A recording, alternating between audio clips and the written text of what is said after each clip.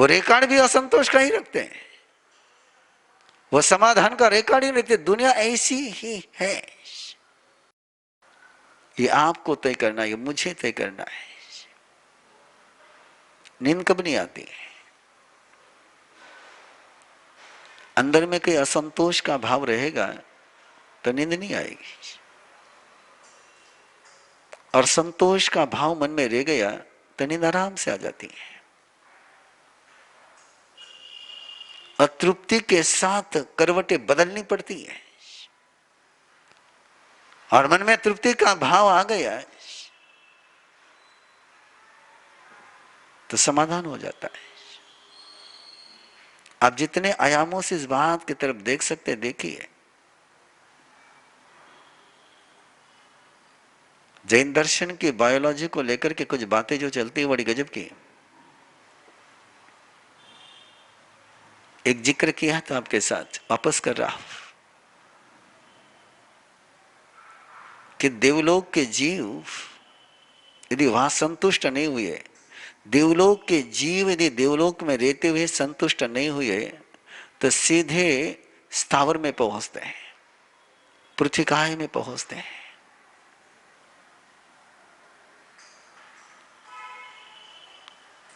नारकी का कोई जीव वहां नहीं जाता है, लेकिन देवलोक के जीव यदि वहां पर उनको इतना सुख, इतना सुख, इतना सुख, वैक्रिय शरीर, और उस सुख के बीच भी उनके अंदर में लोभ की संज्ञा प्रबलतम रह गई, वहां भी संतोष का अनुभव नहीं हुआ, तो मनुष्य जन्म भी नहीं मिलता है। सीधे तिरंच गति में वो भी स्थावर में जाना पड़ता है,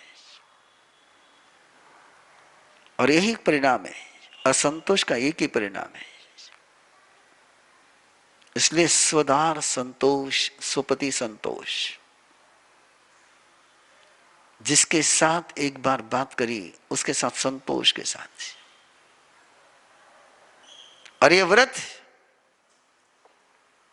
समझना ही होगा, इस व्रत को स्वीकारना ही होगा, इस व्रत की मर्यादा को गले लगाना ही होगा। घर की मर्यादाएं बनानी ही होगी, परिवार की मर्यादा बनानी ही होगी, संघ की मर्यादाएं बनानी ही होगी। बिना इन मर्यादाओं को बनाए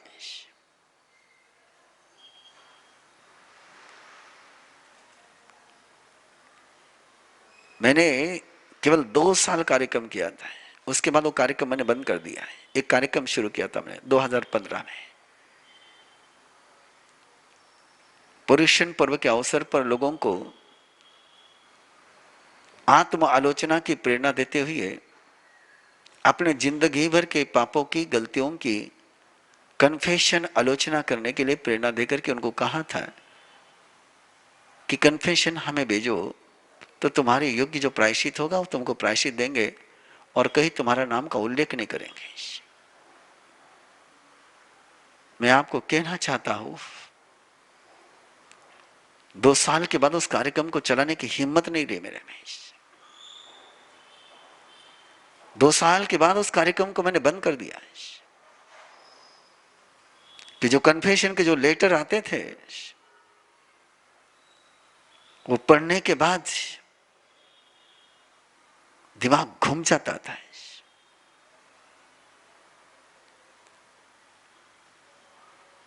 मैं नहीं बता सकता हूं आपको, लेकिन उसका एक ही उत्तर था कि उन्होंने परमात्मा महावीर के चौथे अनुरोध को स्वीकार नहीं किया गृहस्थ धर्म में, और चौथे अनुरोध को स्वीकार न करने के कारण से उन कन्फेशन के लेटर पढ़ना भारी जाता था। उनकी ओर से बार बार प्रायश्चित की मांग आती थी, लेकिन क्या प्रायश्चित दो उनको, देना तो होता ही था, दे ही देते थे। ये हालत हो चुकी है, एक चौथे व्रत की मर्यादा को स्वीकार न करने के कारण से यह हालत हो चुकी है।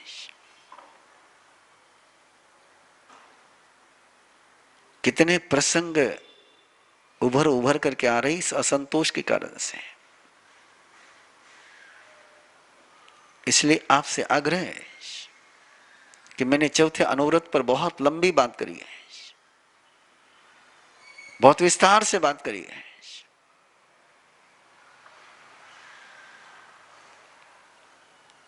कि इस चौथे व्रत की बात लंबी इसलिए करनी पड़ी है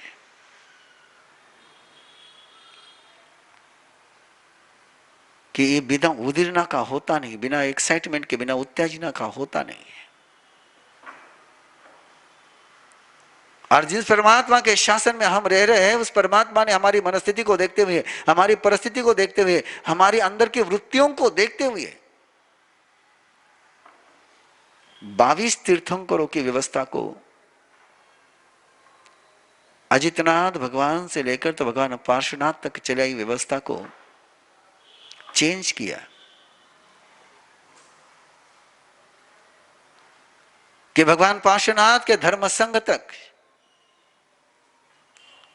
साधु जीवन में चौथे व्रत को अलग से नहीं रखा था, चौथा और पांचवा व्रत एक साथ रखा था।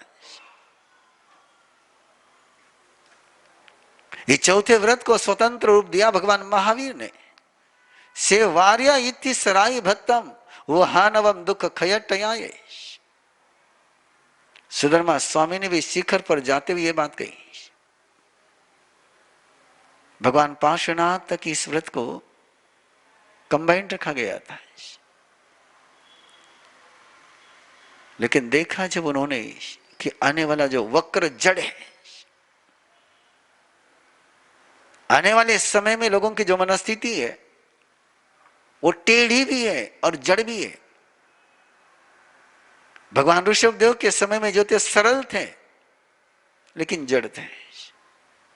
भगवान आदित्यनाथ से लेकर भगवान पार्श्वनाथ तक का जो जनता थी वो सरल भी थी और समझदार भी थी।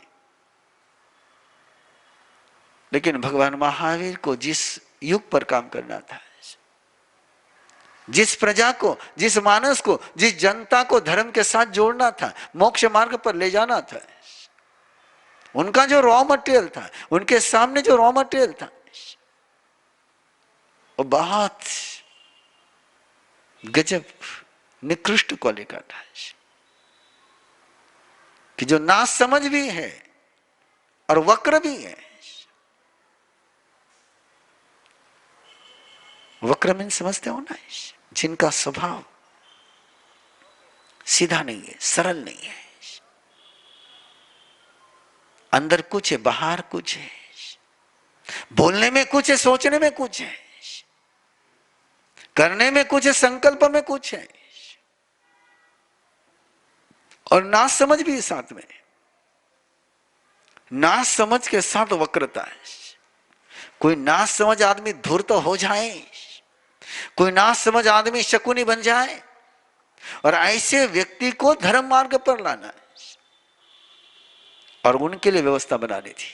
और उनके लिए व्यवस्था बनाने के लिए इसलिए परमात्मा ने देखा कि नहीं, यदि इनके चौथे अनुव्रत को स्वतंत्र नहीं किया गया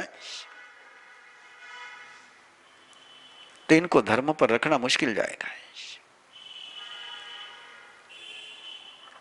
इनको आध्यात्म में जुड़े रखना मुश्किल जाएगा। ये आध्यात्म पर जुड़े नहीं रह सकते हैं, इसलिए इसको स्वतंत्र किया गया है। और ऐसी स्वतंत्रता की बात को मैं भी पहली बार इतने विस्तार से बोला हूं। आप भी शायद बहुत विस्तार से पहली बार सुन रहे होंगे, लेकिन मैं भी पहली बार बोला इतना विस्तार से। मैंने ये श्रावक व्रतों का विषय तो पहली बार ही लिया है।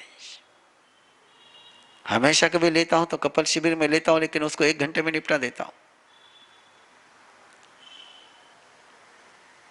पहली बार मैंने श्रावक के व्रतों को विस्तार से लिया, और मुझे वो शब्द आज भी याद आते हैं जिस मां ने मुझे इस व्रत की प्रेरणा दी थी, इस विषय की प्रेरणा दी थी। उन्होंने कहा था कि आज भगवान महावीर की आचार संहिता, एक श्रावक जीवन की आचार संहिता, एक गृहस्थ जीवन का आदर्श कि गृहस्थ ने कैसे जीना चाहिए, इसका सूत्र आज दुनिया के सामने आना बहुत जरूरी है। उसके पूरे गहराई से आना बहुत जरूरी है। एक प्रारूप तो लोगों के सामने आप दीजिए कि कैसे श्रावक बन सकते हैं। और इसलिए मैंने इस विषय को शुरू किया, और जब भी मैं इस विषय पर बात करता तो मैं वापस उस प्रेरणा देने वाले को धन्यवाद देता हूं, कृतज्ञता व्यक्त करता हूं कि मैंने भी इतना सोचा नहीं था कि इस व्रतों में इतनी गहराई रहेगी। तो आइए ये चौथा अनुरोध अपने जीवन में स्वीकार करें। इसके अतिचारों से बचे, और अतिचारों में से केवल 2 अतिचार ले रहा हूं मैं। काम भोग की तीव्र अभिलाषा की तो इसका अतिचार है। स्वदार संतोष में, स्वपति संतोष में रहते हुए भोगने की तीव्र कामना को, मन में अभिलाषा को जागृत नहीं होने देना है कि वह अभिलाषा अंदर के अंदर तुम्हारे जहर तैयार करती है। वो तुम्हारे व्रत को अतृप्ति के तरफ ले जाएगी, वो संतोष को असंतोष में ले जाएगी, वो समाधि को व्याधि में ले जाएगी, वो समाधि का सुख नहीं देगी, समाधि में और समस्याएं क्रिएट करेगी, वो तुम्हें भटकाएगी, तुम्हें उद्विग्न करेगी, वो तुम्हें उत्तेजित करेगी। इसलिए कहा गया है। और देखिए फिर वापस उस बात पर आइए, ये दुनिया क्या करे? ये दुनिया वियग्रा की खोज करती है कि जिससे और अभिलाषा प्रदीप्त हो जाए, इसलिए और कामनाएं प्रदीप्त हो जाए और प्रचंड हो जाए। ये संसार इस वासना को प्रचंड करना चाहता है, और प्रचंड कर करके फिर चाहता है कि समाज में सदाचार बना रहे। जीवन में तूफान आते रहे और कहते कि तुम संभल करके चलो। ये संसार ऐसा ही उल्टा है। ये संसार की सारी बातें ऐसी उल्टी ही चलती है।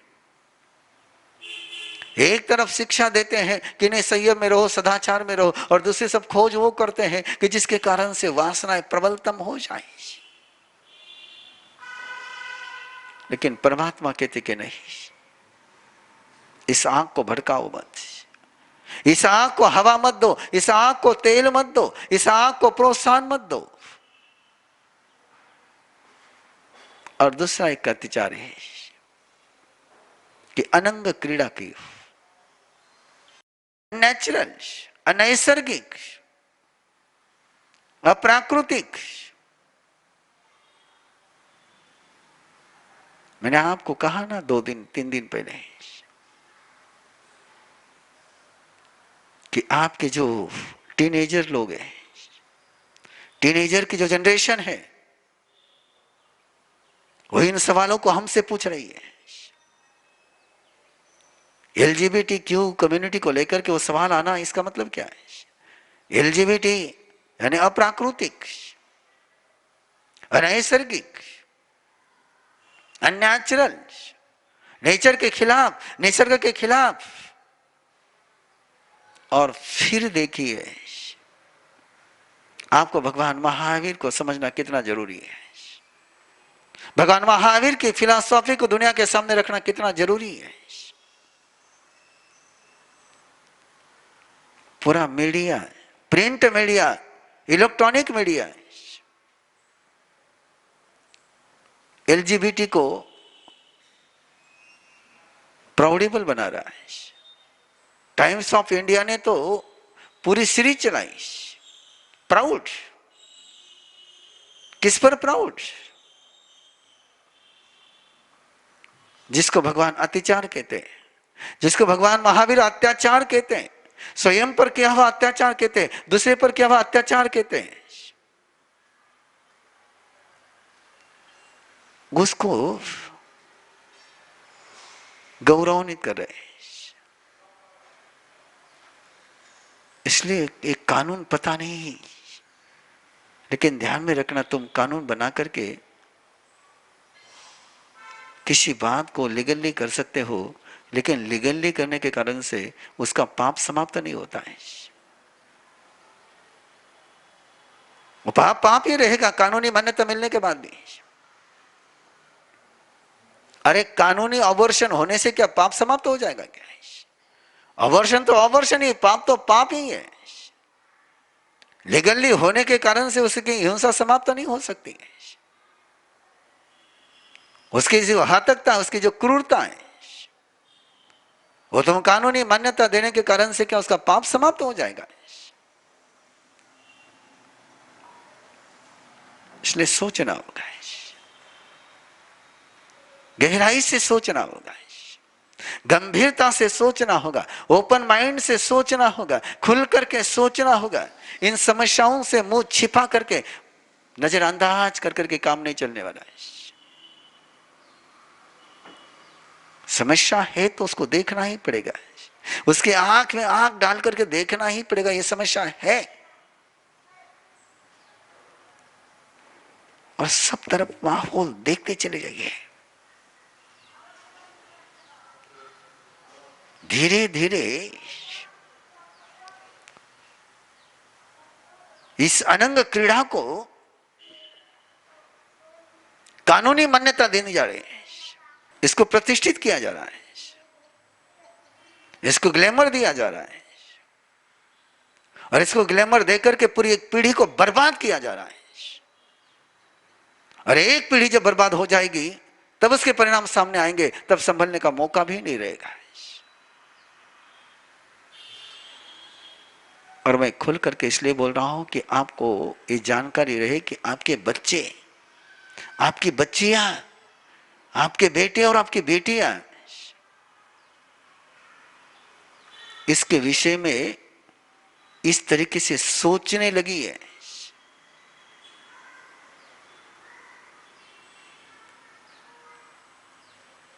आपको शायद शौक लगेगा, मेरे पास आपके समाज के एक बेटे की केस 2011 से है, आज 9 साल हो गए।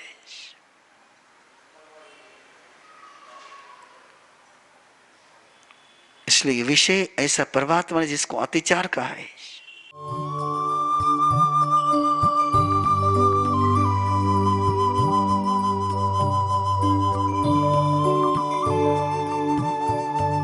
इस कार्यक्रम के पुण्यार्जक हैं श्री दीपचंद जी, श्री सुनील जी, श्री सुजीत जी, श्री सूरज जी पारख, पूना दाल एंड बेसन मिल्स, पुणे।